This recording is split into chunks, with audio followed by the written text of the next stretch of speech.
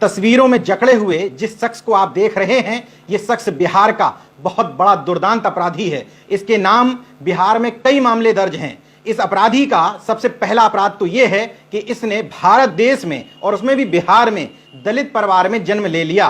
ये इसका पहला अपराध है। इसका दूसरा अपराध यह है कि दलित परिवार में जन्म लेकर के ये पढ़ लिख गया। ये इसका दूसरा अपराध है। इसका तीसरा अपराध यह है कि पढ़ लिख तो गया, शांति से कहीं नौकरी करता या घर पे पड़ा रहता, लेकिन ये मानवाधिकार कार्यकर्ता हो गया और वंचित तबके के हक और हुकूक के लिए लड़ने भी लगा। ये इसका तीसरा बड़ा अपराध है। इस शख्स का चौथा बड़ा अपराध यह है कि ये सरकार से उसके जातिवाद पर आंख मिलाकर के सवाल पूछने लगा। और पांचवा अंतिम सबसे बड़ा अपराध यह है कि सरकार से सवाल करना तो ठीक है, लेकिन ये सरकार में बैठे हुए सवर्ण अधिकारियों से उनके जातिवाद पर सवाल करने लगा। वहीं से इसकी सबसे बड़ी गलती हो गई और इन सारे अपराधों की सजा यह दी गई कि विभिन्न धाराओं में इस शख्स को जेल भेज दिया गया।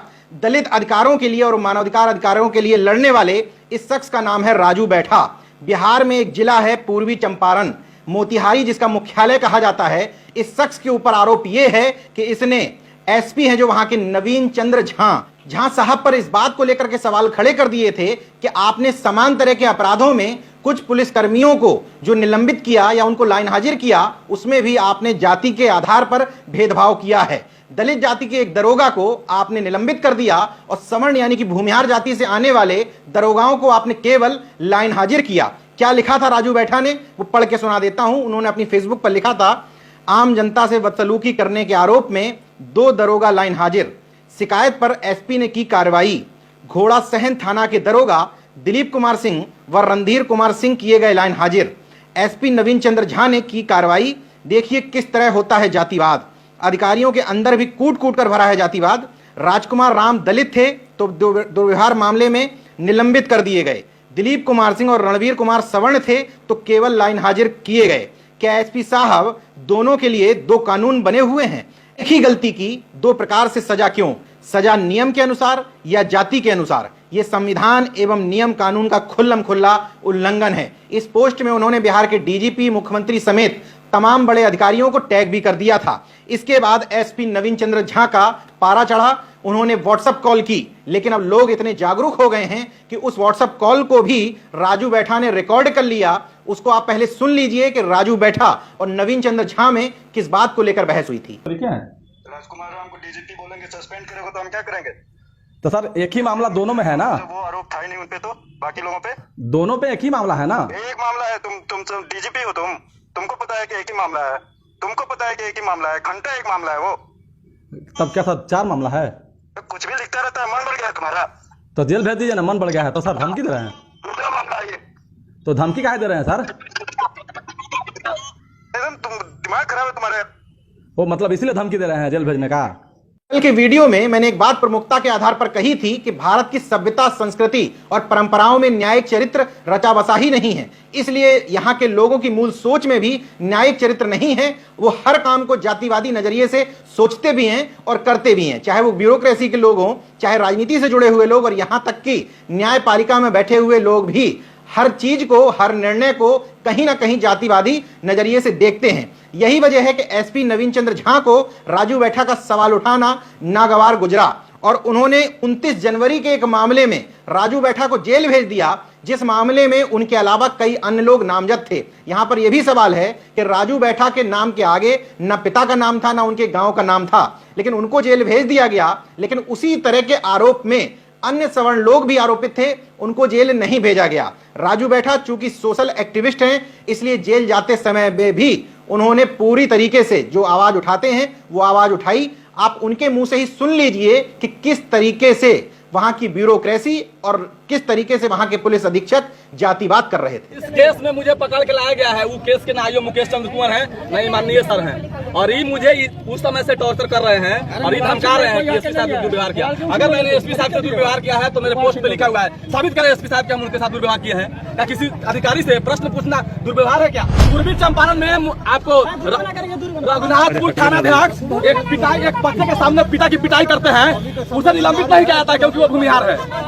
आप जान लीजिए, घोड़ासहन थाना में दिलीप कुमार सिंह और रंजीत कुमार सिंह, वो भी दुर्व्यवहार करता है, उसे लाइन हाजिर कर दिया जाता है, उसे सस्पेंड नहीं किया जाता है। आप यहीं चल जाइए, सुगौली में रोहित कुमार और ज्वाला सिंह दारू माफिया के साथ बैठते हैं, दारू पकड़ते हैं, उन्हें भी पुलिस पकड़ के उन्हें भी पुलिस सस्पेंड लाइन हाजिर करती है, सस्पेंड नहीं करती है। और एक दलित दरोगा राजकुमार राम केसरिया में किसी से दुर्व्यवहार करता है तो उसको निलंबित कर देते हैं। और वही क्वेश्चन में फेसबुक पोस्ट पे पूछता हूँ, एसपी साहब कहते हैं तुम्हारा मन बढ़ गया है, धमकी दिए थे। उसका ऑडियो कैसेट भी है मेरी पत्नी के पास, क्योंकि वो व्हाट्सएप कॉल किए थे, उसका रिकॉर्डिंग भी है।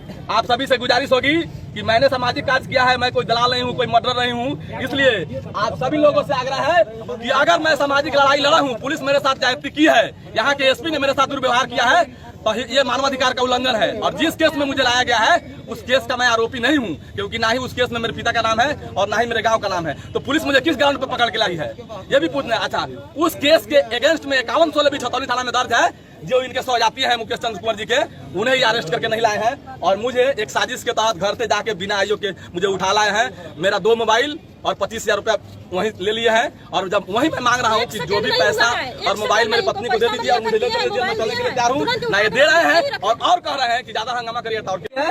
और ये जो है हमको ये भी फोन कर बुलाया था थाना, इनका भी रिकॉर्डिंग है मेरे मोबाइल में। हो सकता है कि मेरे मोबाइल का रिकॉर्डिंग लोग डिलीट कर दे। मैंने 100 से ज्यादा मेल सीएम को और डीजीपी को भेजा है कि मुकेश, इनके खिलाफ 4 केस किया है मैंने ह्यूमन राइट कमीशन में 1950, 158, 165, 218, 4 ह्यूमन राइट कमीशन में इनके खिलाफ केस है। एकदम कीजिए, सब लोग एकदम इनके खिलाफ है। इस मामले में बिहार के तमाम सारे सामाजिक संगठन राजू बैठा के समर्थन में आ गए हैं। यहां तक कि बिहार सरकार में कैबिनेट मंत्री श्याम रजक, जिनको नीतीश कुमार का करीबी भी माना जाता है, उन्होंने भी इस मामले में आवाज उठा दी है। लेकिन जातिवादी चरित्र देखिए कि अभी तक राजू बैठा जेल से बाहर नहीं आ पाए हैं, क्योंकि उनके ऊपर इतने मामले लाद दिए गए हैं। एसपी नवीन चंद्र झा साहब, अगर आप इस मामले में सही हैं तो कृपया करके ये बताएं कि राजू बैठा के खिलाफ जिस 29 जनवरी के मामले में आपने गिरफ्तारी करवाई है, वो तो लोगों के हित में ही सड़क पर आए थे, SC ST और अल्पसंख्यकों की तमाम मांगों को लेकर के प्रदर्शन कर रहे थे। अगर उस मामले में आपको गिरफ्तारी करवानी थी तो अभी तक करवा देनी चाहिए थी। जनवरी से मई आ गया, आपने गिरफ्तारी नहीं करवाई, फोन पर बहस होती है, अगले दिन ही उस मामले की जो सुनवाई भी नहीं कर रहे थे जो लोग, उनसे आप राजू बैठा की गिरफ्तारी करवा देते हैं, तो निश्चित तौर पर आपके ऊपर सवाल उठने चाहिए थे, तो उठ भी रहे हैं। वो तो भला मनाइए कि इस समय बहुजनों के हाथ में सोशल मीडिया का एक बहुत बड़ा हथियार लगा हुआ है, तो राजू बैठा की ये आवाज केवल बिहार ही नहीं, दिल्ली तक भी पहुंची, दिल्ली में भी लोगों ने विरोध किया, अब धीरे धीरे पूरे देश भर में फैल रही है और लोग इसका विरोध भी कर रहे हैं। वरना 26 मई को गिरफ्तारी हुई थी, 8 दिन बीत गए, पुलिस कब तक इस गिरफ्तारी को बढ़ा के चलती चली जाती, इसका कोई अंदाजा भी किसी को नहीं लग पाता। अब उम्मीद की जा रही है कि बिहार सरकार के एक मजबूत कैबिनेट मंत्री बोले हैं, तमाम सारे सामाजिक संगठन भी बोले हैं, अब ये एसपी कम से कम अपने जातिवाद से झुकते हुए राजू बैठा को निश्चित तौर पर जेल से बाहर करेंगे। हम यही उम्मीद कर सकते हैं। तमाम सारे बिहार के लोगों से और देश भर के मानवाधिकार और सामाजिक कार्यकर्ताओं से अनुरोध करता हूं कि राजू बैठा के पक्ष में आवाज बुलंद करें। आप और कुछ नहीं कर सकते तो इतना तो कर ही सकते हैं कि राजू बैठा जैसे लोगों के हक में और समर्थन में आवाज बुलंद करें। देखते रहिए संजन मत, जागरूक और सजग बने रहिए। जय विज्ञान, जय संविधान, जय लोकतंत्र। धन्यवाद। नहीं, आप मुझे गन सटा के साइन करवाए, आप मुझे गन सटा के, मैं आपको बोला हूँ कि अधिकारी के साइन करवाइए, क्योंकि आपके आयु थे नहीं फरीदा। आप मुझे बोले हाँ, मुझे धमकी दिए हैं कि नहीं करिएगा।